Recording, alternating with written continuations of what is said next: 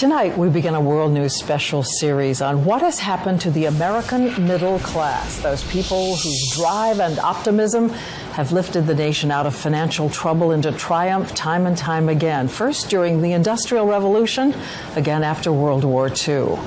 And the question is, can the middle class rally once more to pull America ahead? In our first report tonight, we have an ABC News poll hot off the presses and a portrait of the 135 million working people who did so much to create this American century. The American middle class, the envy of the rest of the world. 50% of this nation, the engine of America's financial might. Middle class is what makes us America. The fact that we weren't born into it. We earned it, we developed it, and we don't all look alike in it. That's what makes it great. Professor Elizabeth Warren has been writing about the middle class for 20 years.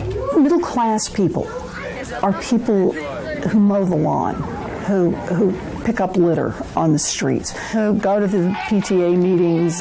It's about aspirations and what hopes we have for our children. That's middle class. But today, America's middle class is reeling, which leads to a remarkable statistic in a new ABC News poll. It shows 94% of America's middle class no longer believes that central idea that their families will move up the economic ladder. 40% say they're barely hanging on. Perhaps because in the last 2 decades, family income only increased 20%, while health insurance rose 155%.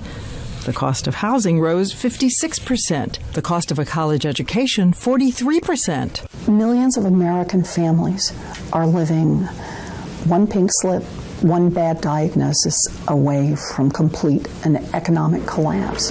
At the same time, middle-class Americans have watched Wall Street salaries soar thanks to the taxpayer bailout.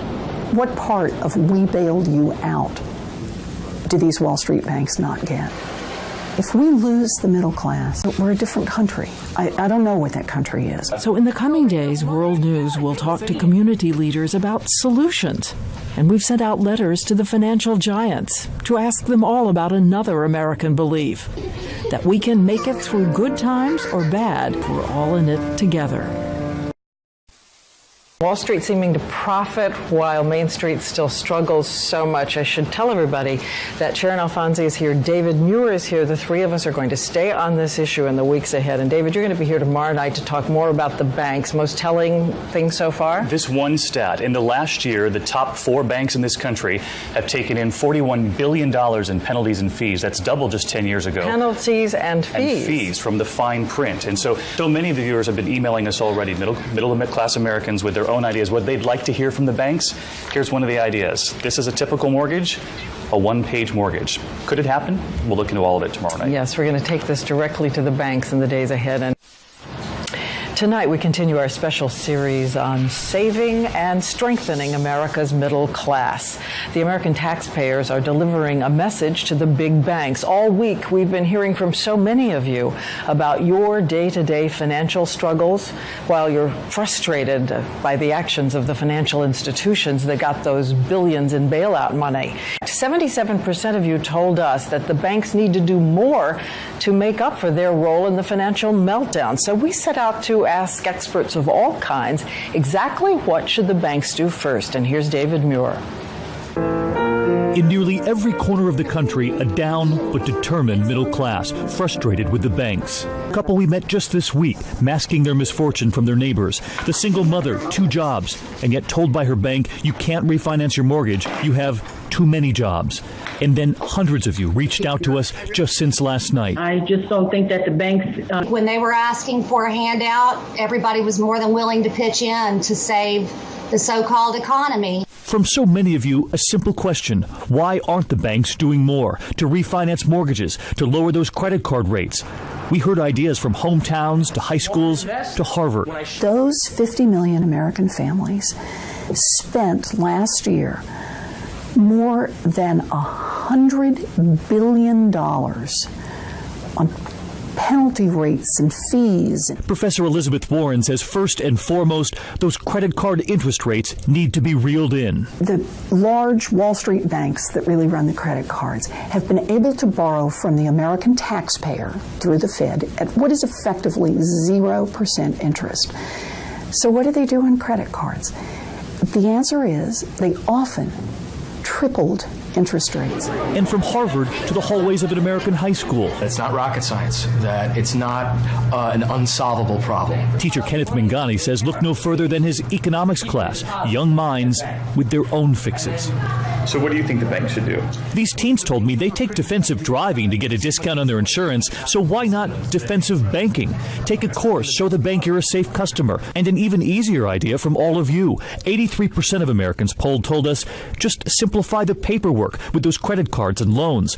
Something even those high schoolers pointed out, that fine print. Right up on front on the top of the credit card application, 0% interest for 12 months. Printed on the back in tiny font, the interest rate will go up to 27%. Which got us wondering, would the big banks even consider any of these ideas? We sent out letters requesting interviews, and as we now wait to see which ones across this country are willing to talk, we found someone who picked up the call right away in Mendenhall, Mississippi. Simon's bank was once run by his great-grandfather, not unlike Jimmy Stewart, getting the town through the Depression.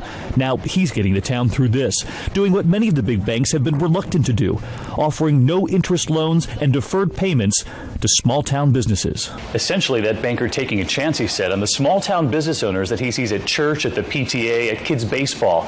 In fact, that little bank in Mississippi is now among the top 3 banks in this country offering that particular no-interest loan to small businesses. And Diane, when we emailed him a couple of follow-up questions, we got one of those typical out-of-office replies that you can get, but here's what was atypical about it. He said, if this is related to your loan, here's how you get me, and if you need immediate assistance, here's who you turn to.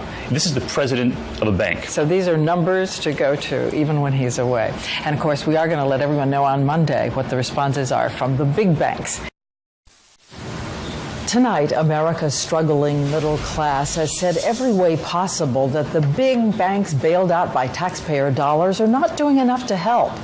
In our new poll, 69% of you say the banks owe more. And now we have a whistleblower who has come forward saying he can't bear what's happening to customers at his big bank who thought they were playing by the rules. Here's David Muir. Thousands of you have reached out to us.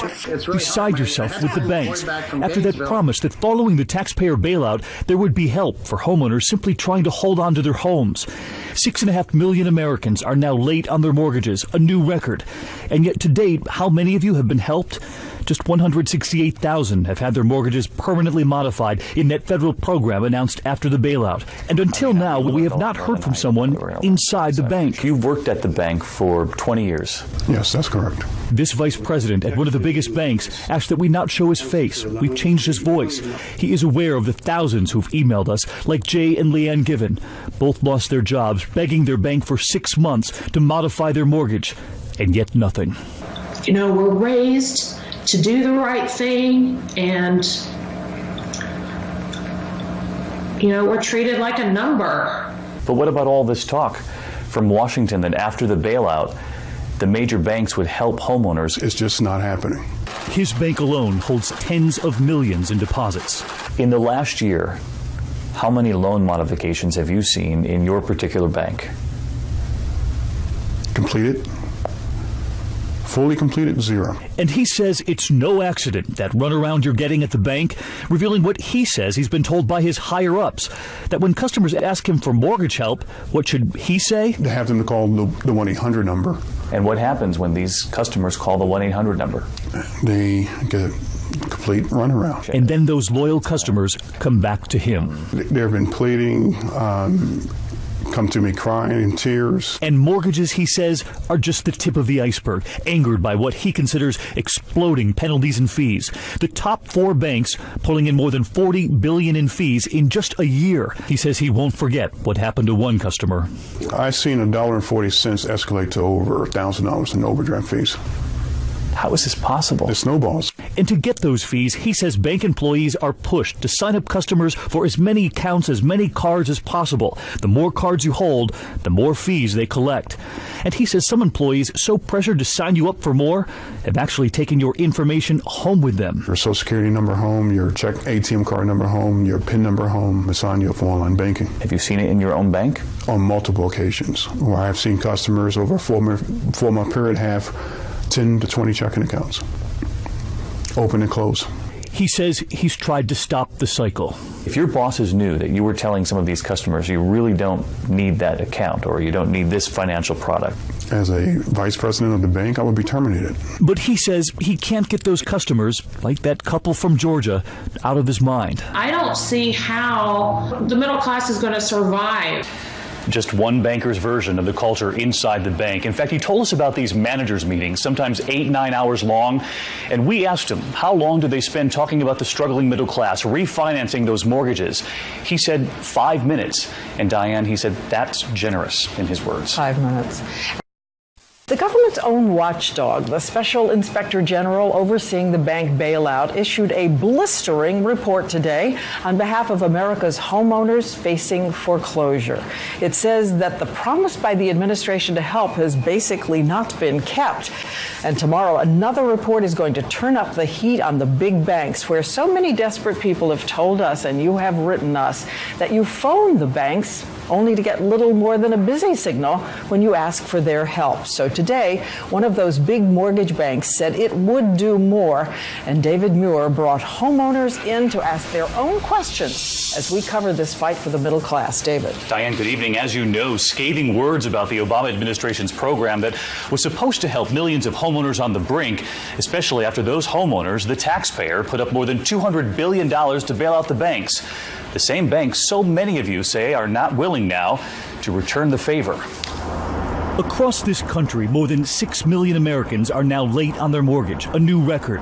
The Obama administration said just a year ago its program would help 3 to 4 million of them. Yet to date, just 168,000 have had their mortgages permanently modified. The Special Inspector General watching over the program called the administration's definition of success on this essentially meaningless. Today speaking exclusively to ABC News. By any estimates, could you consider this a success? I don't think this program can be viewed as success unless it helps a meaningful number of people permanently modify their mortgages so they can stay in their home. The Treasury Department responded that it doesn't measure success by the number of mortgages permanently modified. Thousands of you have reached out to us, boiling over with frustration after calling your banks and getting no answers. You know, we're raised to do the right thing, and, you know, we're treated like a number. Which is why we thought of the Givens again today, when Bank of America announced a new trial program to modify mortgages for customers underwater.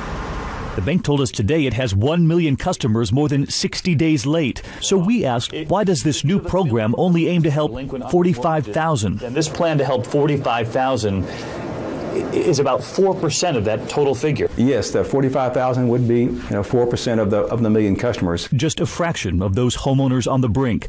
Late this afternoon, we asked if he would take a question from Leanne, who was patiently waiting from her dining room in Georgia. He obliged. Why has it taken more than 6 months to try to help us now that we are on the brink of foreclosure? And, we still haven't heard from anyone. Well, Leanne, obviously, if you give me your loan number offline, I can look up to understand exactly what's happened to your account. Clearly, 6 months is not our normal time frame, but we have had a backlog. In fact, today we watched as so many of you got back on the phone after learning of Bank of America's new program. I would apologize to those customers that we haven't provided the level of service that our customers demand and that we expect. Now, the Givens, that couple in Georgia, they've been waiting to modify their mortgage for so long, they're now moving out of state. One of them has found work. Bank of America says late today it will do whatever it can to help them. And as for all of those other callers calling up today, the bank says it is working hard to improve the process, in its words. And Diane, to Bank of America's credit, this is the first major bank to answer any of our viewers' questions. Okay, David, and as you know, we have written letters to the CEOs of 8 of the nation's biggest banks asking to sit down down with them to talk more about help for America's struggling middle class. We want to report in tonight that only one of your bankers said yes. Vikram Pandit, the CEO and director of Citigroup, said in the coming weeks he will talk with us about getting through these tough times together. You should know that 4 of your banks refused, the CEOs of Goldman Sachs, Capital One, American Express, and Morgan Stanley. And the CEOs of Bank of America and Wells Fargo gave us maybes. Jamie Dimon at JP Morgan Chase says he will revisit our request down the road, and we will keep you up to date all along. And